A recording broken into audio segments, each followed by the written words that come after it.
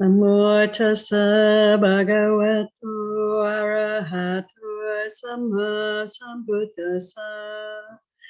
Namo tassa bhagavato arahato samma sambuddhassa. Namo tassa bhagavato arahato samma sambuddhassa. Buddhan Dhammang Sanghang Namasami. Say good morning again, everybody. Welcome. It's all female today. Oh no, there's Jonathan. Okay. So it's another beautiful morning in this most beautiful place. And I feel so much gratitude for living in a place like Canmore. It's very beautiful. We're very fortunate. And counting the blessings. So much struggle and strife in other places. And I'm sure none of us are kind of oblivious to that. You know, we're all aware of our good fortune, living in a peaceful place and kind of being well supported, good supportive conditions. And I'm heading off soon to the US, sunny California, to practice at Dhammadharani Monastery with the bhikkhunis there.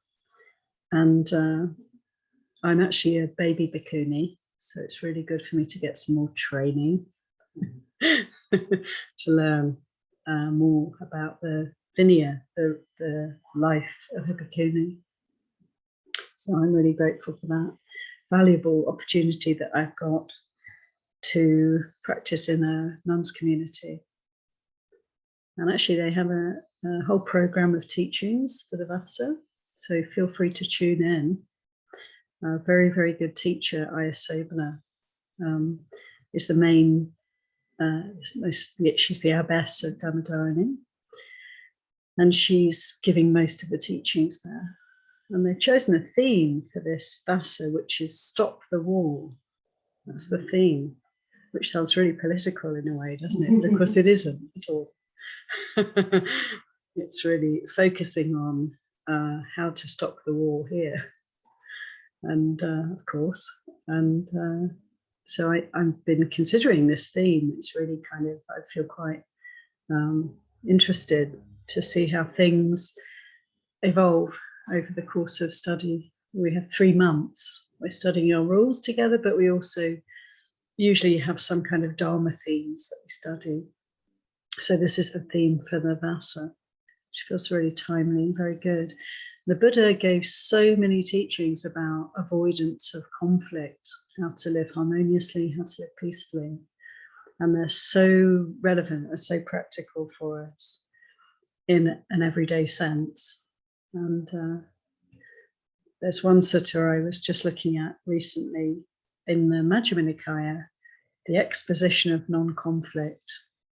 And this is one that we'll be looking at. It's 139 for anyone who wants to look it up, 139.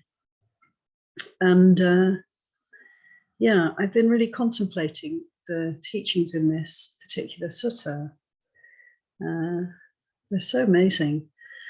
How to behave in a way that's non-conflicting or not a cause of conflict, both for ourselves and also for the people around us. And the Buddha, he talks about how we're programmed, as we know, to react to pleasant and unpleasant experiences, pleasant and unpleasant feelings. And we tend to pursue pleasure, or sometimes we pursue pain. You know, for some people, that's what they do. And this is often people who are, you know, intent on some kind of purification or some kind of spiritual evolution.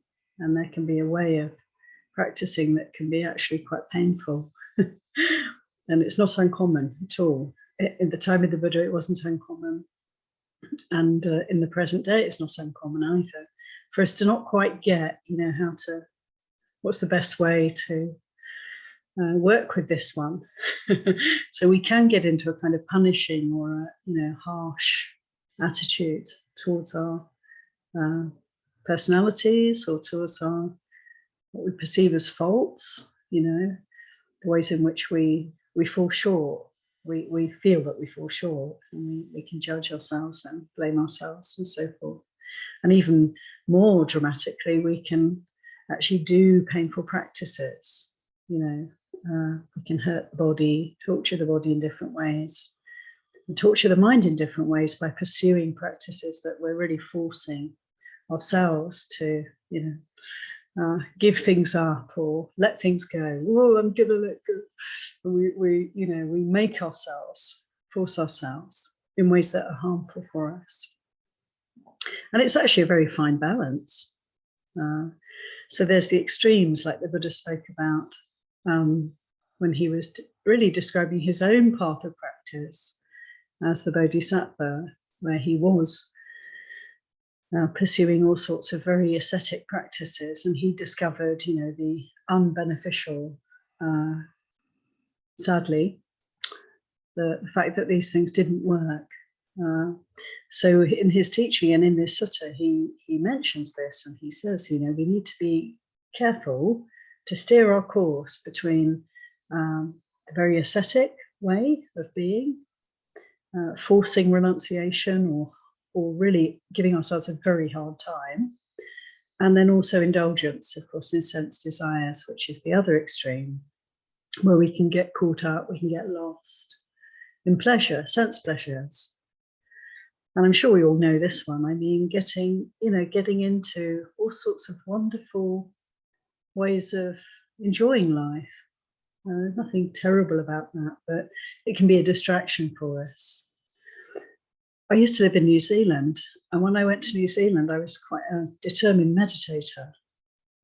I used to meditate 2-3 hours a day, and I was really interested in the spiritual path and the Buddhist teachings. And then I landed in New Zealand, and wow, New Zealand is so beautiful. There's so much to see and do, and every spare moment that we had, my ex-partner and I would be out, and it was great. We're out in nature. We were really living a very good life. It was just going walking and just totally enjoying the beauty, the unspoilt beauty, and exploring these islands. But I stopped meditating. There's no time for that. And it's quite interesting because it sort of faded away. My sense of spiritual practice just sort of faded away. And it's interesting to reflect back on that time, because actually there was nothing. It was completely blameless lifestyle, and it was wonderful to enjoy nature. And like here in Camel, there's so much beautiful nature all around.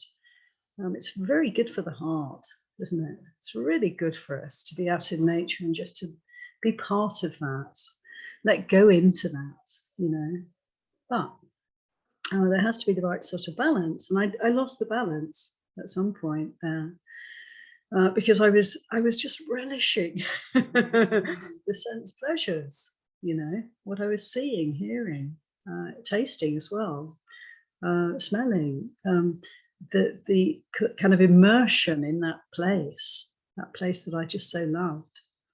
And it's interesting that it had to come to an end, and that's the thing, isn't it, with sense pleasures and all the good things that we can experience in life, they do come to an end. And this is the problem. If they didn't, it would be fine. There would be no need, in a way, to question further. And this is a danger that higher beings have, we're told. If we're living in the higher planes of existence where there's so much bliss and pleasure perpetually, or so it seems, because the lifespan can be very, very long. And so this is something that can happen for us in the human realm too. We can experience a lot of pleasure, a lot of happiness, and we can forget that it might come to an end at some point. And so, as the Buddha said, this is the danger and the reality. So, you know, this time for me in New Zealand came to an end because my ex-partner, his father got dementia, and his mother was struggling, you know, it was very difficult. And so we had to go back and help out, you know, and it was good. I mean, we wanted to do that. There was no question about that, but it was very hard to leave paradise, as I felt, paradise. It was very difficult to leave. And I cried. I cried. Oh, no. But you know, then we came back to the UK and I started suffering. Oh, suffering. Oh, I remember now. Oh yeah, there's this side of life as well. And through that suffering and feeling quite discontented, I remembered, oh, I used to meditate. That was quite helpful. And there were all these teachings that, gosh, they were so good, but I can't really remember them. And what amazes me is that I completely forgot. I actually completely forgot everything that I had learned over years. And this meditation practice that had been so beneficial for me, I'd completely forgotten. It's amazing. And so I went back to do a retreat after only 2.5 years of not doing retreats. I went back to do a retreat and I'm sitting there thinking, this is unbelievable. How could I forget this? How could I have forgotten this? How could I have let this go? So I've had a very, you know, for myself, a very powerful experience of how we can get lost in sense pleasures and the danger, you know, because as soon as I started meditating again, you know, I started to feel so much better and just realizing that it doesn't matter where we live. It's not about what's happening externally. Honestly, the real happiness, well-being comes from within, and I had completely forgotten that. So I'd started to rely on the place, and then of course when I lost that, I was really destabilized. I was really shaken and confused and unhappy. So then I could land again on solid ground, you know, the real ground, which is the ground of mindfulness, ground of practice. And so in this sutta, the exposition of non-conflict, the Buddha says, you know, the first thing we need to do to avoid conflict is to practice the middle way. And the conflict comes in where we're pursuing pleasure or pursuing pain. And in the pursuing of these kind of, in a way, like false paths, we will create conflict. We will create harm. And that's very interesting. There's another sutta, I can't remember which one, but not this one.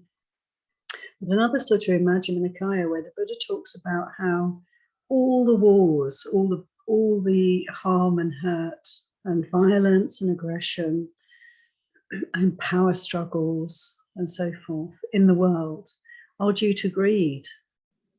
They're all due to the pursuit of sense pleasure. And it's really interesting just to consider that as a statement of truth. I leave it with you, you know, that we can see how, you know, it's some kind of wanting that creates the delusion that if I just plow into this country or grab what I want, all will be well, you know. This is the right thing to do. This is we find reasons why we can excuse appalling, amazingly awful things, behaviors, actions, because the mind can become clouded by sense desires.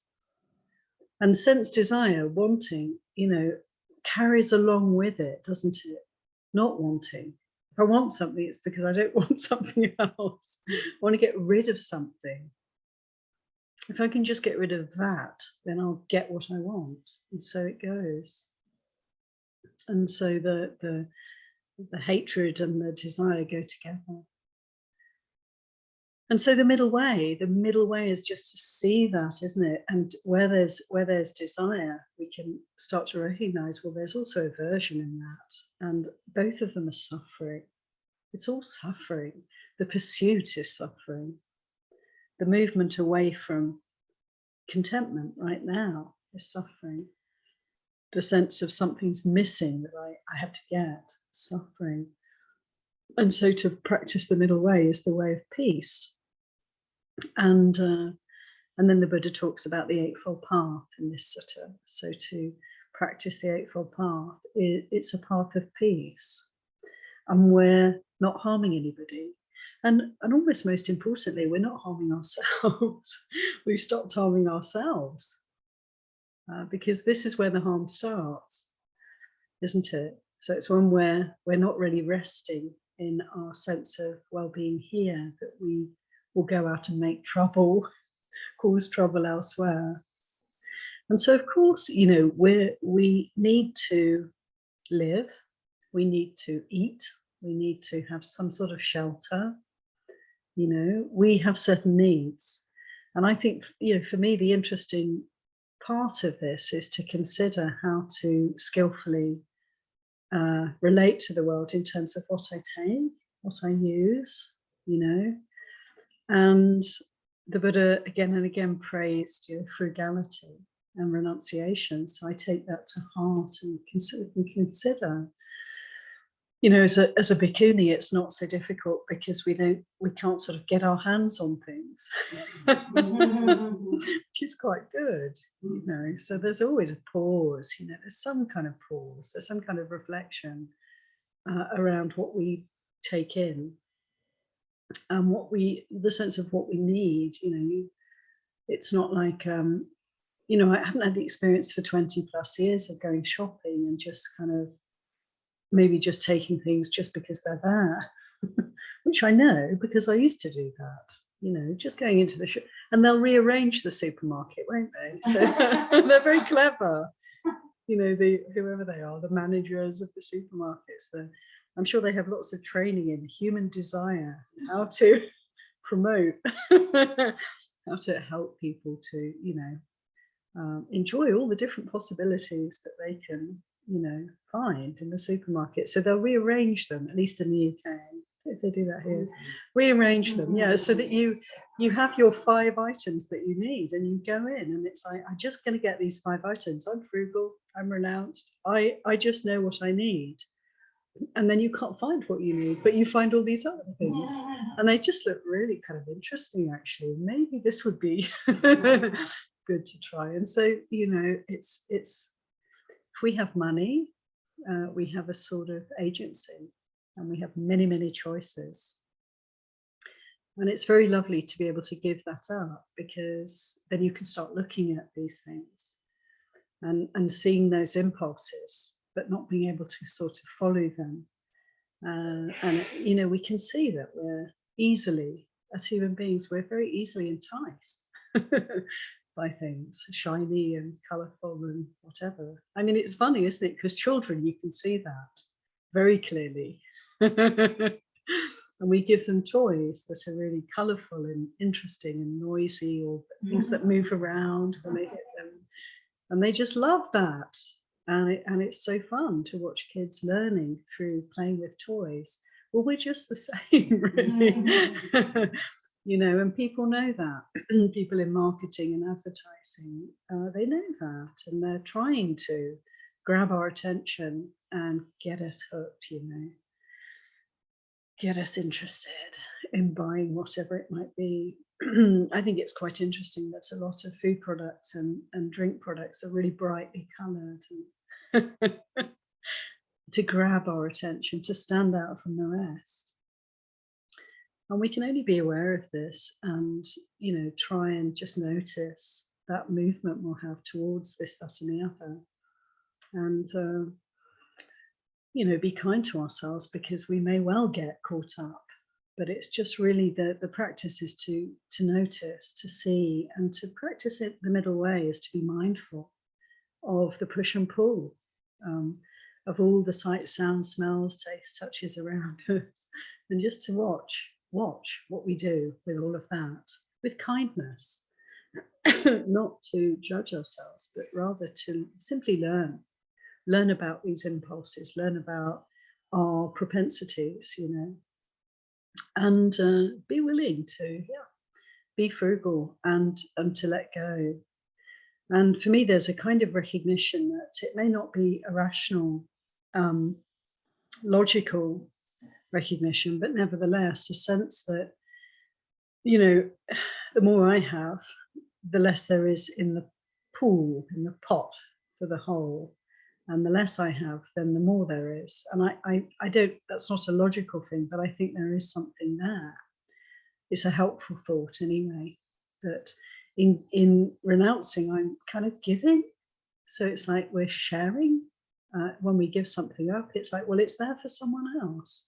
And I can, you know, appreciate this in monastic life, because that's really the case. It's like there's just this many clothes in the place, and you know, do I really need another pair of socks, or could somebody else use them? You know, so it's more obvious. But I think it's obvious. It's not so obvious, but it's also apparent in the wider field. And we can get caught up on money and finances. The whole economic system can be quite confusing for us, because, you know, if we're lucky enough to have a good education and have a good income, we can feel that we're entitled to that. And fair enough, you know, in a sense, if we work hard and so forth, yes, we're entitled in a way. But when we look at the wider field, we can see that many people don't have that kind of privilege. You know, they haven't had an education, and they may not have the economic kind of advantages that we have. And actually, the helpful, happy, skillful way to approach this is to share. Because if we're lucky enough to have, you know, what we need and maybe a bit more, then we can give away the extra, you know, and, you know, have an attitude of questioning, do I really need this? And so this kind of frugality, and again, it's not to be mean to ourselves at all. It's more like to be generous to others and to be kind of happy with what we have, to cultivate contentment. So this is really doable. So I think frugality, I think of it as a very positive quality. It's more like, what can I share? What can I leave in the pot for others, or even give to others? How much do I really need? And where's my happiness really to be found? What gives me joy? What gives me happiness? And it's usually things like, isn't it, a walk in the nature, which is free. It's the things that don't cost generally, isn't it? But really oftentimes give us the most joy. It's out of that system, basically, out of that system. There's a wonderful project called the Venus Project. A chap in Florida came up with the idea that we could all do much better if we didn't have any money in the world. There's no economic system. How much better we could live, how much more equitably we could live. And he's designed, I mean, he's a genius. This man, he's elderly now. He's designed all these beautiful cities, made little models of them. And it's like a whole system that he's just laid out. And it would work very beautifully, I'm sure, because it's a system where everybody shares the resources and everyone's welcome to them. So whatever you need to read, go to the library. You need some kind of, I don't know, bicycle or vehicle. Well, there's a garage over there. Just pick one up and then bring it back when you've finished, and so on. And most of the world that he envisages is nature, and it's cultivated as much as needed, and there's enough for everybody, and there's distribution of everything around the globe as needed. It's a utopia. It's heaven on earth. It's not happening. It probably never will. But you know, what a beautiful vision. And the crux of the vision is that there's no income for anyone, there's no money, so that people don't get divided by money. They don't have the rich and the poor. the haves and the have-nots, and that people work according to their inclination, according to their sense of service, their wish to contribute. And if you don't have that, well, that's fine. You can just sit and do nothing and still survive and still get what you need. But maybe in such a world, people would actually then feel motivated to offer something. And this is the sense he has, that if we're all equally valued, then we will value ourselves and want to offer, into the mix. So I love this. I love this vision, and it gave me a lot of inspiration when I learned about it. So the middle way, finding our way to balance, living a balanced life and having a balanced relationship to the resources around us. This is a way of avoiding conflict. And for sure, if we don't have rich and poor, privileged and underprivileged, then there's a lot less hatred and resentment, and theft and unhappiness in the field. So we can imagine this, and we can also live this, of course. So for each one of us, this is our agency, isn't it? It's what we do, how we live. That's all we can really work with, spend our energy trying to promote our own well-being and our own kind of way of harmonizing with the world around us. So in action, in attitude, and then speech, and in this sutta, this exposition of non-conflict, the Buddha talks a lot about speech, and he says some really interesting things. And one thing he says is not to extol, praise, or disparage others in any way. This is a cause of conflict when we do this. And I find that really interesting. And he also says, when we're speaking on Dharma, not to personalize the teachings.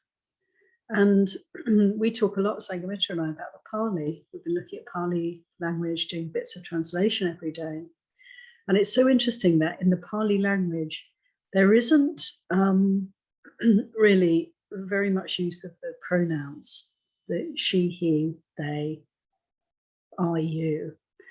In terms of sentence structure and in terms of the teachings, they're very objectively given. So qualities are discussed, qualities that could be cultivated, qualities to be let go of. So it's a really interesting kind of shift in terms of language. In the Pali language, this is a given. So the whole culture or sort of mentality behind that language is one of impersonal, looking at things in an impersonal way. And this is so in tune, of course, with the Buddha's teachings on not self. So it's very helpful to translate, to look at the Pali, because when we translate into English and probably many other languages, inevitably the sense of persons comes in. For instance, loving kindness is a valuable quality to cultivate. Becomes, you should practice loving kindness. This kind of thing. It's just a very crude example. But it's really interesting to observe that. In the Buddha's teachings, he doesn't single out people, individuals. He speaks about qualities. And I think that's such a helpful pointer for us because, in the world, when unfortunate things happen, there are two ways in which we respond. To me, something like there was a little tornado nearby yesterday. I was just hearing about that. So a tornado comes, and generally something like that, we're not actually trying to find someone to blame. We're just accepting, oh my goodness, something really unfortunate happened for some people over there. There was this weather issue that was very damaging. Gosh, and the mind just goes to compassion generally, just straight to compassion. It's like, oh, that's so unfortunate. The other way that the mind can go is if something happens, it could even be a tornado, actually, come to think of it. we might start to think somebody's to blame. We might actually do that nowadays. We might think we're to blame. We're to blame. Human beings are to blame. The weather's all changed because of us. And all the weather we have now, it's no longer natural. It's human-made. It's our fault.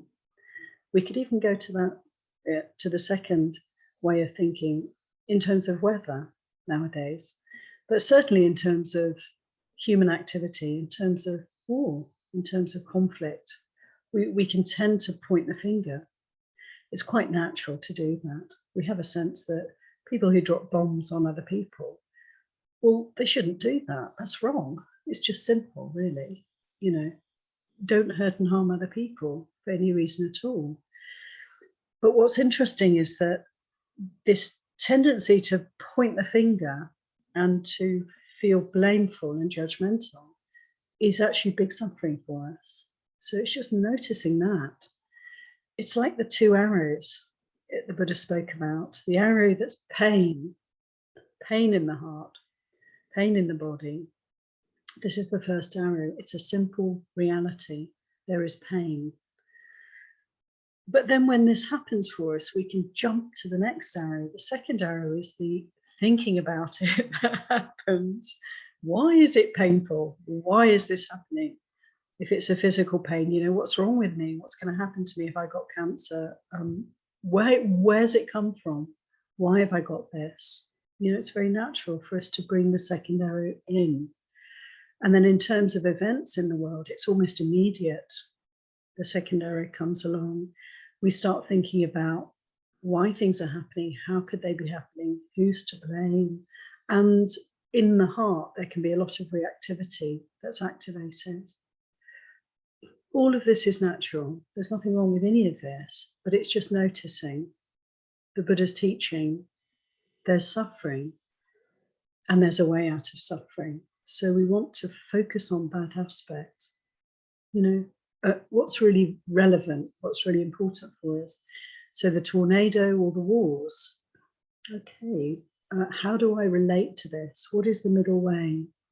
What is the way to relate to the world that's non-conflicting, not causing conflict here, and therefore, as a result, not causing conflict outside, around, not adding, you know, to the conflict in the world. And it's a really tall order for us often. But if we want to really apply, you know, the Buddha's teachings in our lives, we have all these opportunities again and again, like every day. There's opportunities almost every moment. Because as soon as we observe suffering, the real practice is, can we just stay with that?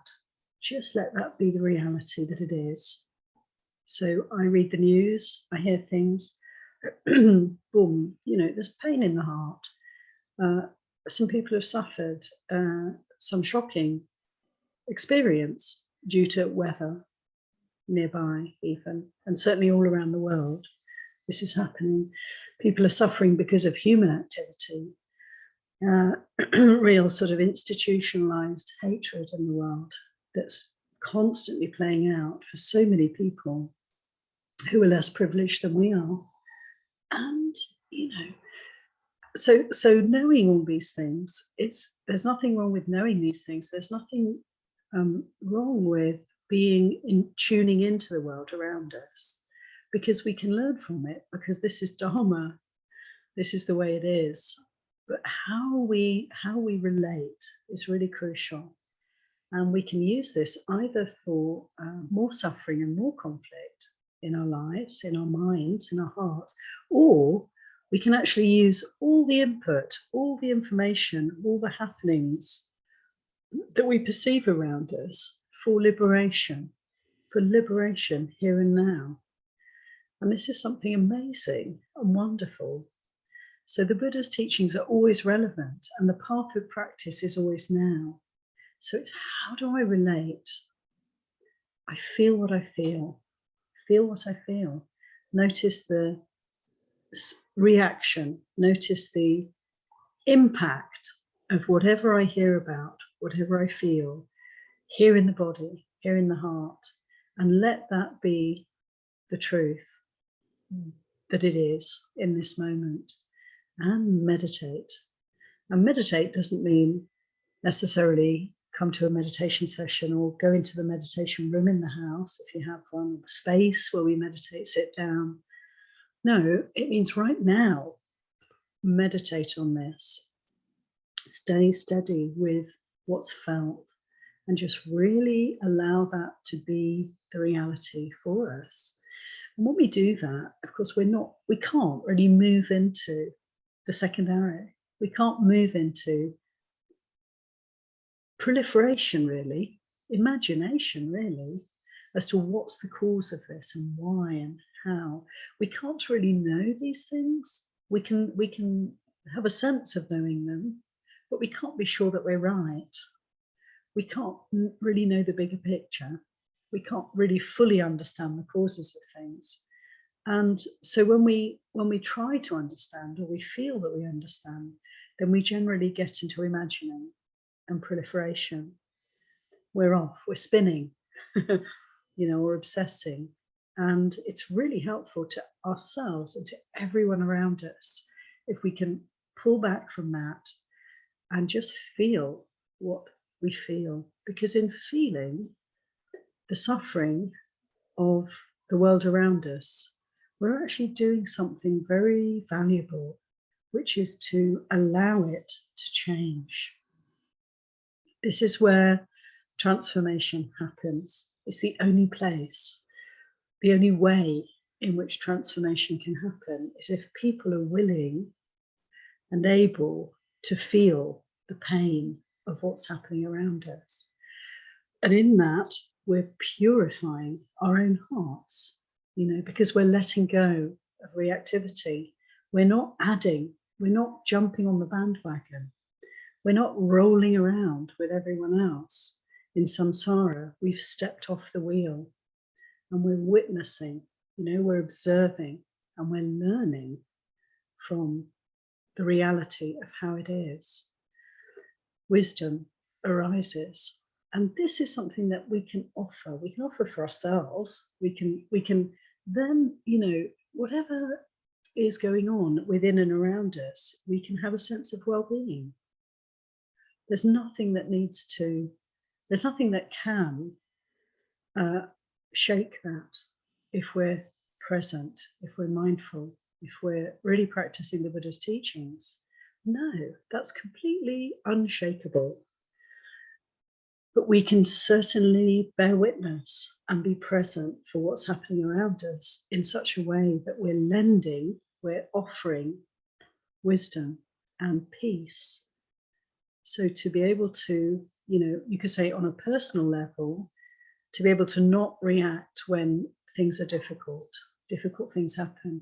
In terms of conflict, some aspect of conflict enters our world. To be able to not react, to be able to not necessarily forgive, although forgiveness is part of this, but just to be present.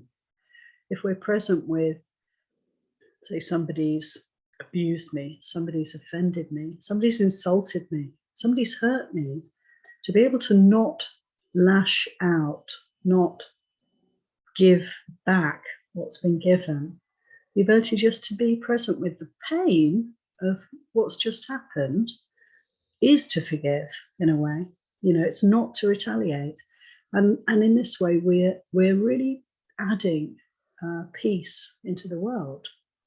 And for a person who abuses another and doesn't have a battle on their hands, that's a gift. It's a gift for them, and they can reflect on what's been done, and maybe that peace can come towards them, and they can have a chance to reflect and consider the suffering with them, that's with them.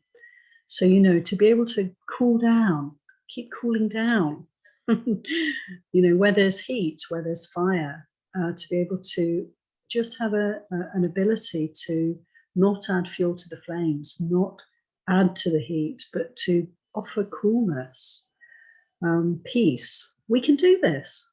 It's not at all beyond our reach. All we have to do is be mindful in the moment.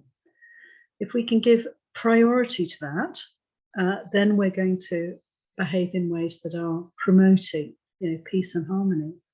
And so in this sutta, the Buddha speaks about how we manifest. So in our actions, right action, that is harmless action.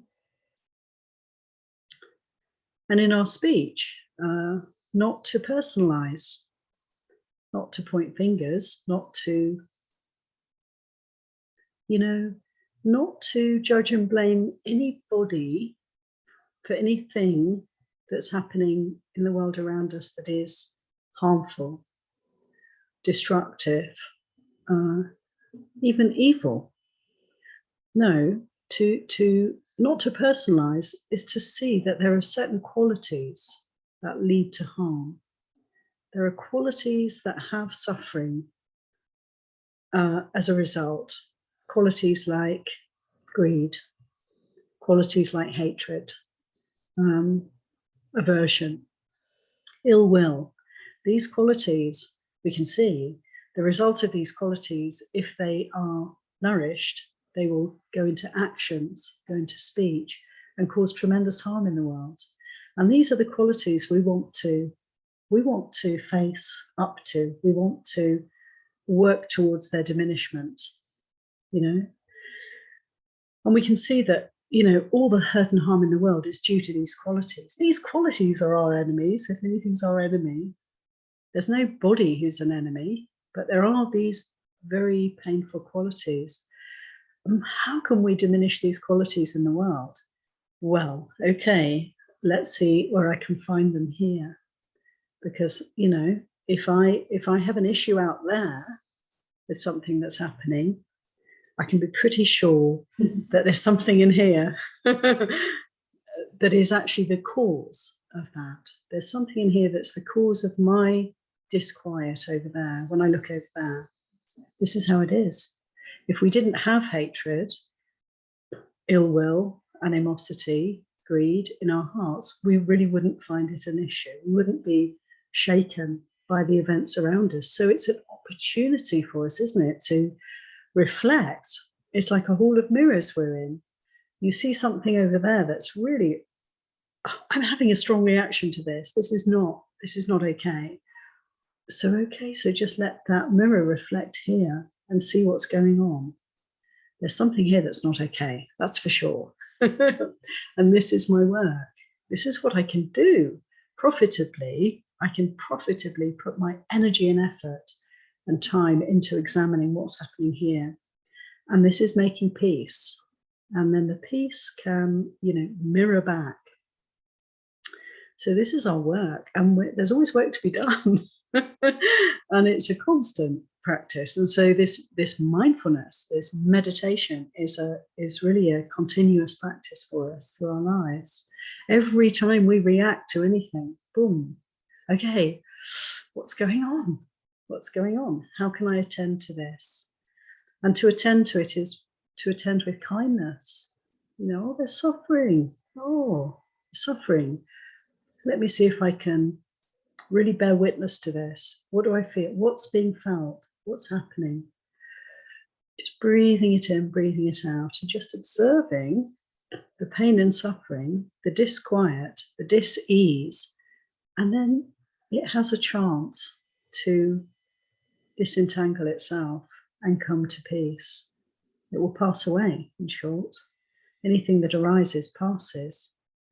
And if we're able to lend our attention to that process, then we can really witness that fully and see the end of suffering.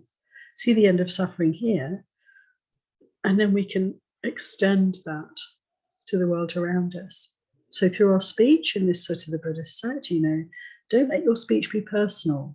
Don't pick on, don't pick out, don't personalize. So I think that's something really interesting for us to consider, because everything we hear about the human world is personal. It's this one and that one, and we're who's responsible? So it's just interesting for us to consider that the Buddha was really encouraging us to direct our attention away from that kind of way of thinking to something much more universal, the universal Dharma, the universal laws, that Greed and hatred are the cause of suffering. Confusion, ignorance are the cause of suffering. Nothing else. Nothing else. And this to focus on this is to really have a sense of agency and a sense of almost like we know what to do. We know how to work with these things. As is within, so is without. It's the same. It's the same. Also to use our speech in such a way we can really offer through our speech ways to diffuse conflict, ways to offer peace into the world, harmonious speech, speech that is beneficial, speech that is true and correct, but also beneficial. And we can consider this. So this is an amazing thing. This is an amazing work for us because, goodness me, we're communicating all the time. And how much of what we say is promoting peace and harmony and forgiveness and well-being, and how much is adding it to the suffering that we feel.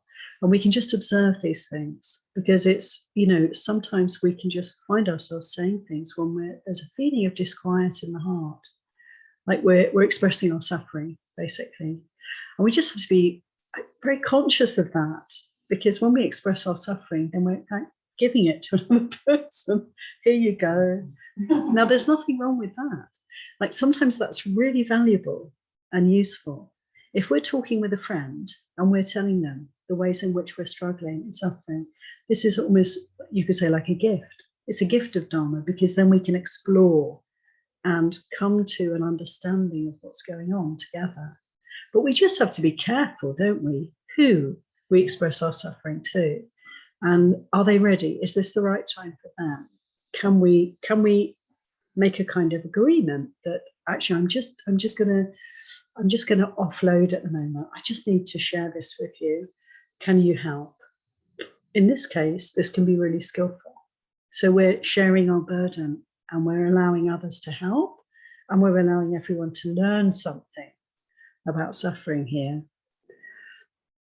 Then we can know that in other situations where we're expressing suffering, it may be that actually it's not the right time for the other person. They've got something else going on, or we may not even be seeking help or to explore the Dharma, but rather just, boom, I can't cope with this. I'm overwhelmed.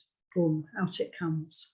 And we can tell the difference. So we can consider these things and consider how we can kind of monitor our speech. It's worth reflecting, like on what I've said, on what I'm about to say, what I have said, what I'm going to say, all these different ways in which we can consider speech. And we generally, personally, I'm not very good at this, Like, do I think before I speak?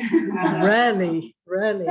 Boom, out it comes. So it's really like so helpful to actually have a pause before speaking, if we can. It's a bit of a job, but to actually have that slight moment before we actually say something. How often would we not speak if we did that? I think I'd be a much quieter person. And that would be good. That would be really good, and more of a listener. Because actually when we can reflect, it is often the case, isn't it, that a lot of, personally anyway, what I say is often better left unsaid. And then, there's more quiet, and there's more receptivity maybe to what's going on around us. So we have different personalities. Some people are naturally wonderfully quiet and receptive, and peaceful. And they just like that. They have that. That's such a gift. For others, it's like, okay, can I just put the brake on a little bit? Can I just hold back slightly? Oh, it's really difficult. But we can consider these things. Consider how the Buddha said, it's really good to reflect before we speak. Is this worth saying? Is this true, correct, and beneficial? And is this the right time? So we can just bring that in if we ever have a chance, as often as possible. And then as we're speaking, can we be mindful as we're speaking? And sometimes we can be in the middle of saying something and have a thought of, actually, this isn't really going in a very good direction. I'm a bit annoyed with you, and I'm beginning to express that now. Maybe I'll just stop. And we can do that. And I always find it really uplifting when people are in the middle of something and then they'll say, actually, no, I'm going to just stop now. I always think that's so laudable. So do. Good for you. You're practicing restraint. Oh, you've got the mindfulness that even in this moment, this speech, moment of the flurry of speech, you're able to actually assess what's happening and put the brake on. Wonderful, wonderful. And then come back to what's actually happening. Calm down. You know, that's really amazing when people can do that, when we can do that. And then after speaking, also to be able to reflect on what has been said. And I find this really helpful. You know, like when we meditate at the end of the day, to meditate at the end of the day is so good because the mind will quite naturally kind of review, oftentimes, if there's anything that's a cause of remorse or regret, it will tend to come up. I don't know if you notice that. I notice that. It'll be right there. All we have to do is stop and meditate, make some time, and it will be right there because that's a knot that's just been created. And so it's the first one that needs to come undone for us. So anything I've said, just said, that's a cause of harm or upset for myself or for the other person, then I can really learn from that experience. And again, we don't need to add the second area. We don't need to judge and blame ourselves. That's a waste of time. No, it's more like, look at that. Oh, yeah. You know, there's something there. I want to move away from that behavior. I want to let go of that way of relating. And so we can. So we do through this witnessing, through this awareness. So these are just a few words about the sutta, which I recommend reading. The Exposition of Non-Conflict, Majjhima 139. I'll stop here. Yeah. Sadhu,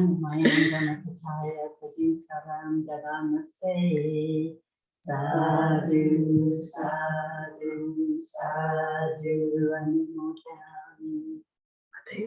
so I've spoken at length. We have a little bit of time now. I'll review that later. Any questions, comments, reflections? Very well. Kelly. Okay, hello. So lovely to see you in person. Been watching all your talks. My question is, you know, you're speaking on the outer environment, and I've been doing a lot of reflection on these very, very powerful feelings that are coming up. And I do have mindfulness when they come up, but it's still, I'm not quite stopping in the speech. And when you're coming back to an environment over and over again while you're trying to stay mindful and, you know, look at the suffering and not bring the second arrow in. If you're surrounded by people that are abusive, what's your take on that? Like, if that's the only shelter that you have, and it's just a constant, and I can feel the mirroring happen. If I'm in a peaceful state, I can feel the mirroring happening, but it's as soon as maybe something uncomfortable arises, then the mirror's right back, and then their speech is harmful to me. Even when I stay in silence, I tried silence, and then I get, what the F is wrong with you? And I'm like, I'm just being silent. I'm finally feeling being silent, you know? So I'm just curious as to, I know you're saying it's in here, but what if perhaps your environment is just, you're not with Sangha, you're not with your community, and you're not around people who are looking at things, and then they're stuck in their own suffering, and you're very aware of this. What would be your advice on that and take on that? Thank you. Yeah, thank you, Kelly. So that's a really good example. A really good example of how to practice. So you're in the midst of kind of jungle or something, in the midst of a sort of a relentless situation where there's maybe some aversion around you, or maybe some unskillful speech, harmful speech, and feeling that kind of not 100% safe environment. How do we work with that when we're immersed in it? We're in it. We can't get away from it. Maybe we can get away from it in time. Maybe that's the thing to consider, to move out of that kind of situation, to think of ways that that might be possible, or to see how that might be possible. That's one thing. But in the moment, here we are, and it's continuous, and it's abusive, and even when I'm trying to be really skillful and not actually add anything negative into the mix, it still goes on. It's going on. The Buddha, he, in terms of speech, he said, if there's an opportunity to speak truthfully and with a mind of loving kindness, with a wish to promote harmony, if there's an opportunity to speak in that way in order to help somebody else or others or the situation to become less harmful, then that's a really good thing to do. So I expect you've tried that. And he said, do this once, twice, put in some words of Dhamma that may be of help to the situation. Do it 3 times. And he said, after 3 times, if you feel that there's an intractable situation here, the change is not going to be possible. It's not going to be possible for you to support the situation in a good way through your speech. Then he said, yes, keep silent. So that's really good. Got to that point of just trying not to say anything that could be perhaps misconstrued, or just simply not heard, just not received, not welcome, And then he said, one cannot praise equanimity highly enough in these situations. So 2 words come to my mind for you to consider for your practice. One is equanimity, and the other is patience. So equanimity, how do we manage to feel equanimity in a situation like this? How can we stay calm? How can we stay level-headed? How can we not react? And, it can be impossible not to react sometimes. But what we can do, of course, and what no doubt you're doing, is we can feel what we feel. So you can feel the maybe impulse to, say something, do something, to express your suffering, to join the group in a way, to join in. There's a temptation, isn't there, often in an environment where there's a lot of negativity, to just get in there. It's very infectious. Negativity is really infectious. It's a bit like a virus or something. It really is. So we can just be aware of that. So there's a virus around. It's nobody's. There's no body to blame here. There's just this painful negativity in the environment. There's suffering. Can I be aware of the infectious nature of this, and can I continue to build up my immune response? So can I pay attention to that? To really dwell in the heart, to really stay present, and to simply feel what you feel, isn't to feel equanimous, but it is to manifest equanimity, because you haven't got time to react. You haven't got time to retaliate. There's no time for that. You're doing something very important right now, which is just being aware of how you feel. And I think there is a real power, actually, to being able to be with the suffering without reacting, without responding, without adding to the fire, that will absolutely have an impact on everybody and everything around you. Trust that. You can absolutely trust that, and know that you're doing really important work. It's like, this is really good work. This is helpful. You're changing the world. You're changing the world here. and you're also changing the world around you. And it may not be noticeable. Most of this work is invisible, completely invisible, but it nevertheless has its agency. And so things don't change in a hurry. And this is where patience comes in. So patience is the willingness to not expect things to change.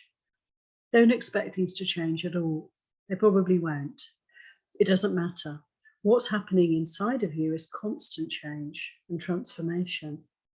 And you can even get to the point, it's possible to get to the point where one can see, this is so valuable being in this situation, because I can really transform here. Every single blow, every single arrow that comes my way, I can choose not to react, not to retaliate, and to make peace with the suffering that's happening right now. This is amazing work. So we can even get to the point where we say, thank you so much. You are my best teachers. I'm so grateful for this situation. And that may seem like a far cry, but honestly, that is the reality. Yeah, you can respect people, things are in their rightful place. Nothing's amiss. Nothing's amiss. All I have to do is stay here and work with whatever's arising. And there's this incredible opportunity then to develop spiritually, to let go of suffering, to move towards greater peace and happiness. Patience and the equanimity that is the willingness to really stay present, so that externally you're just not making any more suffering for anyone. This is what you can do. Yeah. Yeah. Exactly it. Exactly it. Let the karma end here. This is what we're doing. We're ending karma. We're coming out of past karma. We're putting the past to rest. And we're ending the cycle of suffering, birth and death. And yeah, it can stop right here, every moment. You can do that. That's amazing. This is the practice. So yeah. Okay. Oh, we've gone a little bit over time, but thank you so much for that, Kelly, because that is relevant for all of us. I've no doubt. No doubt. Definitely for me. So thank you. John, can put something on the chat. Oh, okay. If you can bear with me, everybody, I'm going to look at the chat. If I know how to do that. Yep. There's nothing there. Oh, I don't know what that means. But hi, Jonathan, and thank you. That's when you were talking about the Venus project. Oh, thank you, Jonathan. The name of the Venus project, I guess, what's the word? The Venus project inventor, that's not the word. Anyway, the person who has created the Venus project, Jacques Fresco. Thank you very much, Jonathan. It's worth looking that up. Google his name, or just Google the Venus project, and they have a website. It's really quite interesting and amazing. Beautiful, beautiful way of considering how we can develop less conflict, more harmony in the world. So thanks everybody for your kind attention. Take care. Bye.